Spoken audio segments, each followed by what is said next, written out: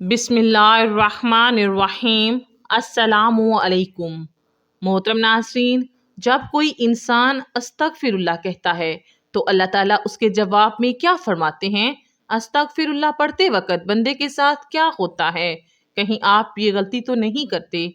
फरमाने मुस्तफ़ा सल्लल्लाहु अलैहि वआलिहि वसल्लम है, खुदा की कसम मैं दिन में 70 से ज़्यादा मर्तबा अल्लाह से इस्तगफार करता हूँ और उसकी बारगाह में तौबा करता हूँ।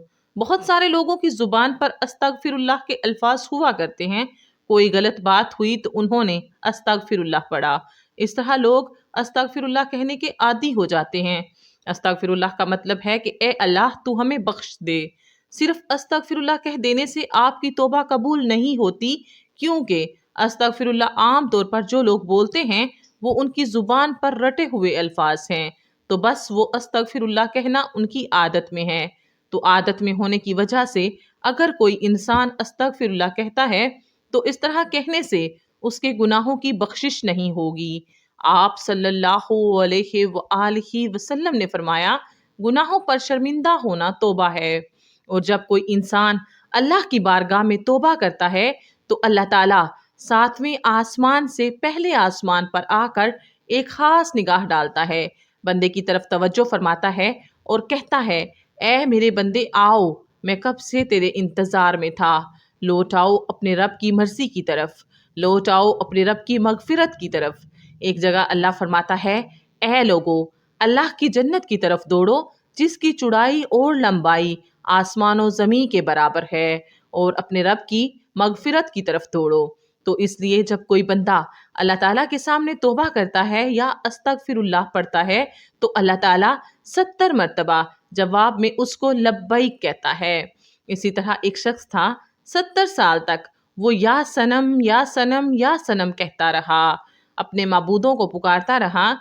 एक दिन उसकी जुबान फिसली और उसकी जुबान से या सनम की जगह या समद निकल गया।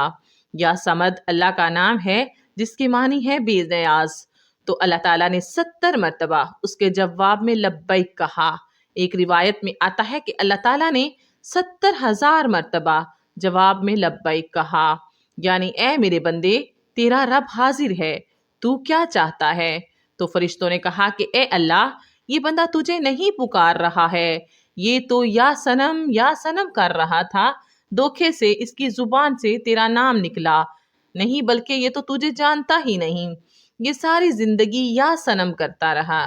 तो अल्लाह ताला ने कहा, ए फरिश्तों खामोश हो जाओ, और फरमाया कि मुझे मालूम है कि ये मुझे नहीं पुकार रहा, लेकिन धोखे से ही सही इसने अपने माबूद हकीकी को पुकारा तो है। अगर मैंने भी इसके सवाल पर इसको जवाब ना दिया तो फिर मुझ में और उनमें क्या फ़र्क रहेगा जिसको ये 70 साल से पुकार रहा है। कोई बंदा धोखे से भी रब को पुकारता है तो अल्लाह ताला उसके लिए सवाब लिखता है और उसकी तरफ मुतवज्जे हो जाता है। अगर ऐसे ही किसी इंसान की ज़ुबान पर अस्तगफिरुल्लाह जैसे अल्फाज रहते हैं तो ये बेफ़ायदा नहीं है, बल्कि बहुत अच्छी चीज़ है। और अगर इंसान इस नीयत से अस्तगफिरुल्लाह पढ़ ले कि उसने जो गुनाह किए हैं उनकी माफ़ी मिल जाए तो उसके तमाम गुनाहों को अल्लाह ताला माफ़ फरमा देगा। सुभान अल्लाह।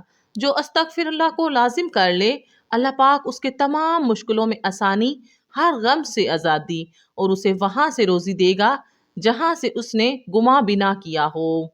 अस्तगफार से दिलों का जंग दूर होता है। जब बंदा अपने गुनाहों से तौबा करता है तो अल्लाह करीम लिखने वाले फरिश्तों को उसके गुनाह बुला देता है। इसी तरह उसके इज़ाह यानी हाथ पाँव को भी बुला देता है और ज़मीन से उसके निशानात भी मिटा डालता है, यहाँ तक कि क़यामत के दिन जब वो अल्लाह पाक से मिलेगा तो अल्लाह ताला की तरफ से उसके गुनाह पर कोई गवाह ना होगा। सुभान अल्लाह। हज़रत सैयदना हसन बसरी रहमतुल्लाह अलैहा के पास एक शख्स आया और उसने शख्साली की शिकायत की। आप रहमतुल्लाह अलैहा ने उसे इस्तगफार करने का हुक्म दिया। दूसरा शख्स आया, उसने तंगदस्ती की शिकायत की तो उसे भी यही हुक्म फरमाया। फिर तीसरा शख्स आया, उसने औलाद ना होने की शिकायत की तो उसे भी यही फरमाया। फिर चौथा शख्स आया और उसने اپنی زمین میں پیداوار کی کمی کی شکایت کی تو اسے بھی یہی حکم دیا۔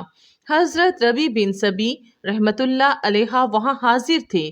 انہوں نے عرض کی، آپ کے پاس چند لوگ آئے اور انہوں نے مختلف حاجتیں پیش کیں۔ آپ نے سب کو ایک ہی جواب دیا کہ استغفار پڑھو۔ تو آپ رحمت اللہ علیہ نے ان کے سامنے یہ آیات پڑھی جن میں استغفار کو بارش، مال، اولاد اور باغات کے عطا ہونے کا سبب فرمایا گیا ہے۔ ترجمہ کنز ایمان۔ تو میں نے کہا، اپنے رب سے معافی مانگو، بے شک وہ بڑا معاف فرمانے والا ہے۔ بے شک تم پر موسلا دار بارش بھیجے گا اور مال اور بیٹوں سے تمہاری مدد کرے گا اور تمہارے لیے باغات بنائے گا اور تمہارے لیے نہریں بنائے گا۔ بندہ کسی گناہ کو اللہ تعالیٰ کی نافرمانی جان کر اس کے کرنے پر شرمندہ ہوتے ہوئے رب سے معافی مانگے اور آئندہ کے لیے اس گناہ سے بچنے کا پکا ارادہ کرے اور اس گناہ کی تلافی کی کوشش کرے، مثلا نماز قضا کی تھی تو اب ادا بھی کرے، چوری کی تھی یا رشوت لی تھی تو بعد توبہ وہ مال اصل مالک یا اس کے ورثہ کو واپس کرے یا معاف کروا لے، اور اگر اصل مالک یا ورثہ نہ ملے تو ان کی طرف سے راہ خدا میں اس نیت سے صدقہ کرے کہ وہ لوگ جب ملے اور صدقہ کرنے پر راضی نہ ہوئے تو اپنے پاس سے انہیں واپس دوں گا۔ توبہ استغفار کی تمام تر اہمیت اور فضائل کے باوجود بعد بد نصیب نفس و شیطان کے بہکاوے میں آ کر استغفار کرنے میں ٹال مٹول سے کام لیتے ہیں۔ توبہ کا موقع ملنا بھی بڑی سعادت کی بات ہے۔ بہت سے لوگوں کو توبہ کا موقع بھی نہیں ملتا اور وہ بغیر توبہ کیے اس دار فانی سے چلے جاتے ہیں۔ موت کا کوئی بھروسہ نہیں، تو اس لیے ہمیں بھی باکثرت توبہ استغفار کرنی چاہیے۔ قرآن مجید میں ارشاد باری تعالیٰ ہے کہ اللہ تعالیٰ استغفار کرنے والوں پر رحم کی بارش کرتا ہے اور ان کی طاقت میں اضافہ فرماتا ہے۔ سبحان اللہ۔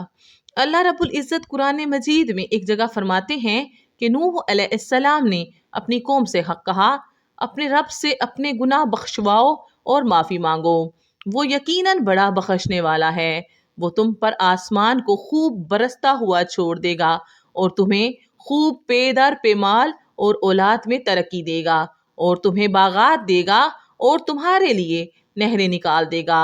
استغفار اللہ کی خوشنودی کا سب سے بڑا ذریعہ ہے۔ ایک حدیث مبارکہ ہے کہ اللہ پاک توبہ کرنے والے بندے سے اس شخص سے بھی زیادہ خوش ہوتے ہیں جس نے اپنا گم شدہ اونٹ پا لیا ہو۔ ہم لوگوں کو ہر وقت استغفر اللہ کہنے کی عادت ڈالنی چاہیے۔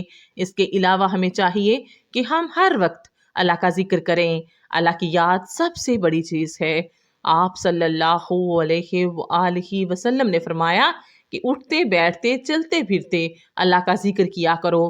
جو لوگ اللہ کا ذکر کرتے ہیں وہ زندہ ہیں اور جو اللہ کا ذکر نہیں کرتے وہ مردہ ہیں بلکہ مردار ہیں۔ ہماری زبان ہر وقت ذکر اللہ سے تر رہنی چاہیے، اور جب بندہ اللہ کا ذکر کرتا ہے تو شیطان چونکہ انسان کے دل پر اپنے پنجوں کو ہر وقت بٹھائے رکھتا ہے، جب بندہ اللہ کا ذکر کرتا ہے تو شیطان اپنے پنجوں کو ہٹا لیتا ہے، اور جب وہ بندہ ذکر کرنا بند کر دیتا ہے تو وہ پھر اپنے پنجوں کو بندے کے دل پر رکھ لیتا ہے۔ تو اس لیے ہمیں ہر وقت اللہ تعالیٰ کا ذکر کرتے رہنا چاہیے اور درود پاک بھی بکثرت پڑھنا چاہیے۔ استغفر اللہ اور ہر ذکر کرنے والے الفاظ کو اپنی زبان پہ رکھنا چاہیے۔ آخر میں اللہ رب العزت سے یہی دعا ہے کہ اللہ پاک ہمیں گناہوں سے بچنے اور سچی توبہ کرنے کی توفیق عطا فرمائے۔ آمین۔ امید کرتی ہوں آپ کو آج کی ویڈیو اچھی لگی ہوگی۔ ویڈیو اچھی لگے تو ویڈیو کو لائک اور اس طرح کی اسلامی، اصلاحی اور معلوماتی ویڈیوز دیکھنے کے لیے میرے یوٹیوب چینل کو سبسکرائب کیجیے۔ دعاؤں میں یاد رکھیے گا، اپنا بہت خیال رکھیے گا۔ اجازت دیجیے۔ اللہ حافظ۔ اللہ نگہبان۔ اللہ پاک آپ سب کا حامی و ناصر ہو۔ آمین ثم آمین یا رب العالمین۔